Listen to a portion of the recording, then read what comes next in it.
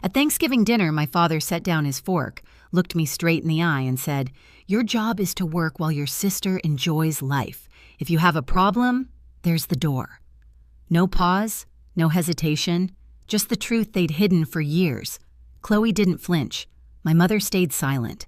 And in that moment, I understood I wasn't a daughter, I was their workforce. I didn't argue. I simply stood, walked into the Portland rain, and made the choice that would unravel everything they depended on. Before I tell you the rest, where are you listening from, and what would you have done in my place? My name is Amanda, and for most of my life, people assumed I was the steady one, the girl who could lift what was heavy, fix what was broken, and keep the family business breathing, even when no one else bothered to try. I grew up in a glass greenhouse on the outskirts of Portland, the kind that always looked warm from the outside, but felt cold when you were the one working inside it. While other kids spent weekends biking around their neighborhoods, I was hauling soil bags twice my weight, kneeling in the damp earth, with numb fingers pretending it was normal because my father called it building character. Chloe never touched the dirt. She floated through childhood like a guest of honor, private lessons, warm rooms, soft hands that never once lifted a crate. My parents said she had potential, as if the rest of us were just scaffolding to hold her up.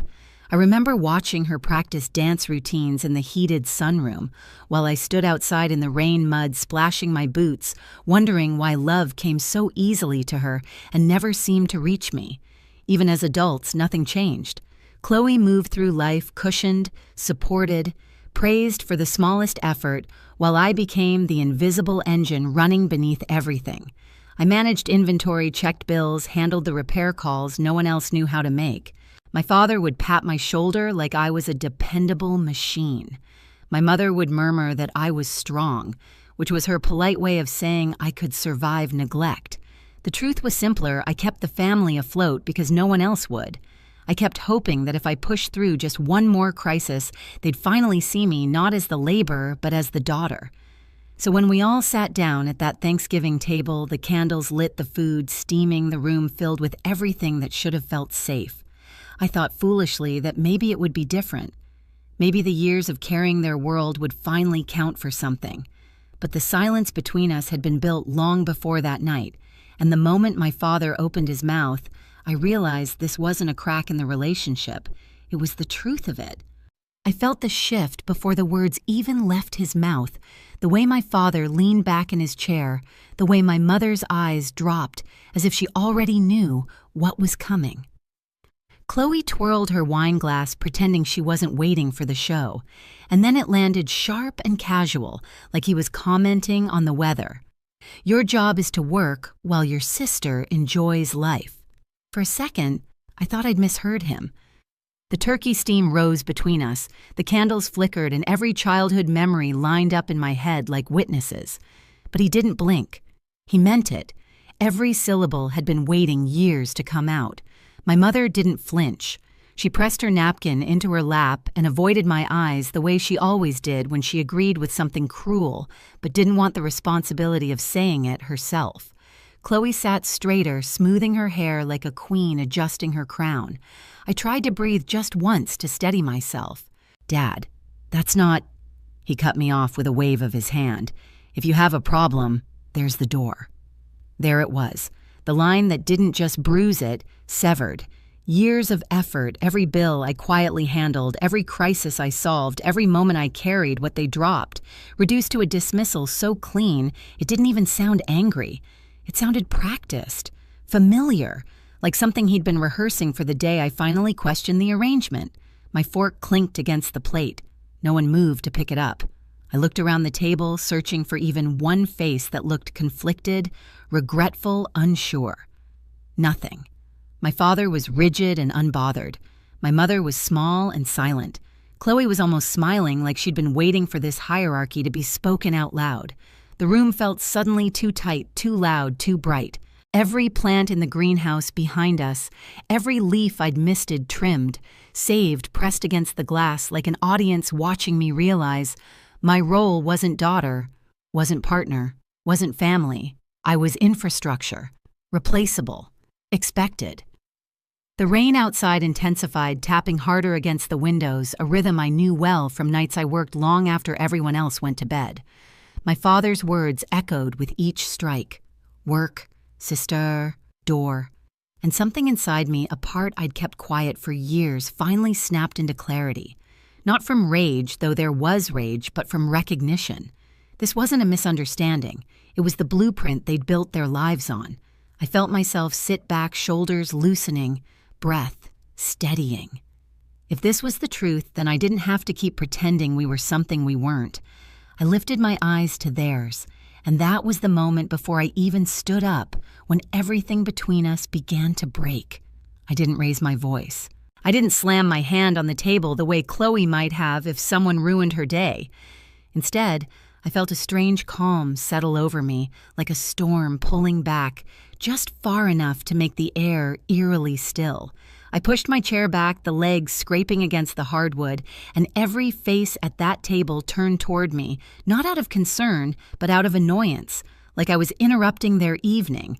"Fine," I said, my voice level steady. "I'll leave. And you can start paying your bill." For the first time all night, someone reacted. My father's jaw twitched. My mother's eyes widened. Chloe froze with her glass halfway to her lips. They all understood what those words meant. They just never thought I'd have the spine to say them. I reached for the key ring hanging at my belt, heavy, warm from my body heat, filled with years of responsibility I never asked for. Keys to storage rooms, delivery vans, inventory, locks, cabinets of tools no one else knew how to use. I unclipped them, held the weight of them for a single heartbeat, then dropped them onto the table. The sound wasn't loud, but it cut through the room like cold metal, slicing fabric. No one moved to touch them. I walked toward the back door that opened to the greenhouse, the place where I'd spent more hours than in my own bed. I pushed it open, and a blast of winter rain swept in, sharp and freezing, scattering napkins and blowing out 2 candles on the table. My mother gasped softly. My father cursed under his breath. Chloe whined that her hair was getting damp. But I didn't look back. I stepped into the storm, letting the rain soak straight through my coat and cross the path to my car. I didn't run. Running would imply fear, and fear was the one thing I felt loosening its grip with every step. Inside the car, the world felt muted, softened by fogged windows and the steady hum of the engine. I gripped the steering wheel not to steady myself, but to anchor the realization that this was the last time I would ever carry their burdens. 40 minutes later, I unlocked the door to my studio apartment. Warm, quiet air greeted me, scented with potting soil and the faint citrus of the lemon oil I used on the shelves. My plants, my real plants, were thriving, green lush, climbing the exposed brick in patterns that felt like freedom. I slipped off my wet coat and went straight to my desk. My laptop glowed to life, reflecting off the leaves around it. My fingers moved without hesitation. Cancel recurring payments, revoke shared access, remove my authorization from anything tied to the nursery. Each click was a breath I hadn't allowed myself to take in years. Then I opened the folder I'd been avoiding. Inside was the paperwork for the account my grandmother had left for Amanda's future. $150,000. Gone. Drained years ago. The signature on the withdrawal form was supposed to be mine. It wasn't. Linda's handwriting always curled at the edges like she was trying to make even her deception look delicate. The betrayal hit with a coldness deeper than the rain. Not anger clarity. They hadn't just used me. They'd stolen what my grandmother meant for my independence and funneled it into Chloe's lifestyle. I closed the folder gently, almost tenderly, the way you might close the eyes of someone you'd finally stopped hoping would wake up different. They wanted me to walk out the door. Fine. But they had no idea what it meant when the person holding up the entire house finally let go. I didn't hear from them for almost a full day. The silence wasn't peaceful. It was expectant, like the pause before a glass hits the floor. I knew exactly how this would go. First confusion, then irritation, then the familiar entitled certainty that I would come crawling back, because that was the role I'd been assigned since childhood. But on the morning of the second day, the messages started. Gregory Zone 3 isn't misting. Get over here and fix it. Then another inventory is dropping. This is thousands of dollars. Stop being dramatic. Then Chloe Mom is crying. My audition is ruined because of this negative energy. Can you just handle it? Negative energy. That's what she called decades of unpaid labor. I muted the notifications and focused on the design proposal in front of me. My hands were steady, my breathing even. They could rattle the greenhouse all they wanted. They no longer had access to the foundation. By noon, the buzzing stopped. For a moment, I allowed myself to imagine they understood. But entitlement doesn't die quietly, it mutates. The next morning, as I stood in a meeting with senior designers reviewing structural load requirements for a rooftop garden, the receptionist's voice cut sharply through the intercom. "Amanda, your parents are here. They say it's urgent." The room fell still. My stomach didn't drop the way it once would have. Instead, something inside me braced like stepping into cold water on purpose. "I'll handle it," I said, offering a brief apology to the partners before stepping into the hallway. The lobby was all glass and polished concrete, bright with winter light. And in the center of it stood Gregory and Linda, looking smaller than I'd ever seen them. Their clothes were wrinkled, their eyes frantic. Linda clutched her purse like it was a life raft. "Amanda," my father boomed, trying for authority but cracking on the second syllable. "This has gone on long enough. You need to come home and fix what you broke." I stopped several feet away, letting the distance speak for me. "I didn't break anything," I said quietly. "I just stopped holding everything together." Gregory stepped closer. "We have nowhere to go. The landlord wants payment and they said the account bounced." "That's not my problem," I answered. "You told me I wasn't family, just labor. Remember the door you offered me?" His face reddened, confusion turning to fear. "Don't twist my words. I'm not twisting anything." I reached into the folder tucked under my arm. "These are your words." I held up the photo of the withdrawal document, the one with my forged signature. The moment my father recognized it, his shoulders caved as if the weight of the truth hit him physically. Linda made a choking sound. "Amanda, please. You don't understand. We needed the money. Chloe needed a chance." "You stole from me," I said, voice steady. "From a fund Grandma left for my future. You didn't take a loan. You didn't ask. You forged my name to pay for an apartment Chloe couldn't afford." Chloe wasn't there, but her shadow hung heavy in the air between us.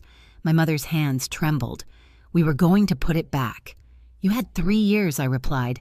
"You didn't put back a single dollar." Gregory tried to recover his old authority. "You wouldn't dare report this. We are your parents." The sentence was meant to remind me of duty. Instead, it revealed his last illusion that biology was immunity. I took a single step forward, close enough for him to see that nothing about me resembled the daughter he once commanded. "I already filed the report with the Financial Crimes Division," I said. "They're reviewing the documents now." He staggered back like I'd struck him. "Amanda? No, we could go to jail." "You won't," I said. "Not if you leave Portland today and start taking responsibility for your own lives.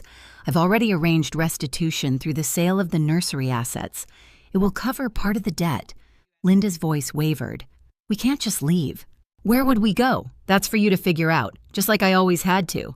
The receptionist hovered nearby, eyes wide, pretending not to listen. Gregory's face crumpled. "Not in remorse. Remorse requires empathy, but in fear of consequence."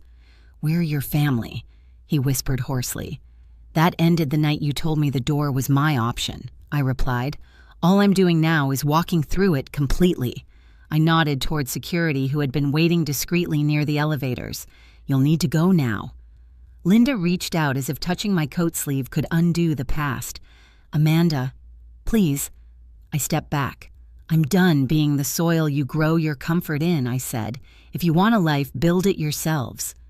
Security guided them toward the doors, Gregory stiff and silent, Linda sobbing softly into her scarf. The glass slid shut behind them with a quiet hiss. For the first time in my life, watching them leave didn't hurt. It felt like the greenhouse door swinging closed on a storm I no longer needed to survive. Hours later, after the lobby had emptied and the winter sun had dipped behind the skyline, I returned to my desk. My colleagues didn't ask questions. They just gave me space, the kind my family never offered. I opened my laptop, not out of habit, but out of intention. My future was no longer tied to theirs. No more payments, no more rescues, no more years lost to a loyalty that only flowed one direction. And as I sat there surrounded by sketches of gardens I hoped to build someday, I realized something with a clarity sharp enough to cut. I hadn't destroyed their world. I had simply stepped out of it and watched it collapse under the weight of its own neglect. In the weeks that followed, the fallout settled into place exactly the way it always should have, according to reality, not fantasy. Without my income propping up their lives, the nursery couldn't survive a single audit. The land was sold off to cover debts. The greenhouse glass went to a grower outside the city. And for the first time in decades, Gregory and Linda had to live as people, not as monarchs of a kingdom I had built for them. Gregory found part-time work as a night attendant at a warehouse on the industrial side of Portland. Linda started helping at a local co-op market on weekends, sorting produce with the same hands that once forged my signature. Chloe moved north, sharing a cramped apartment with roommates while juggling shifts between auditions and retail.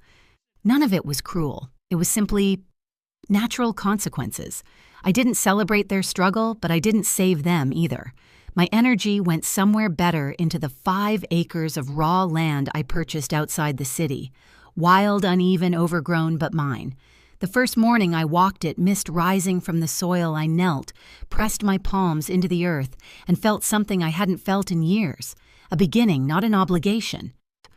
I return to that land often now, watching the first shoots push through the soil, slow but certain. It feels nothing like the life I left behind. Out here, growth doesn't demand sacrifice. It asks for patience, intention, and honesty. The same things I finally chose for myself. Their choices shaped their path. Mine opened a new one. And in the quiet of my own future, I can finally say the words that changed everything, simple as that.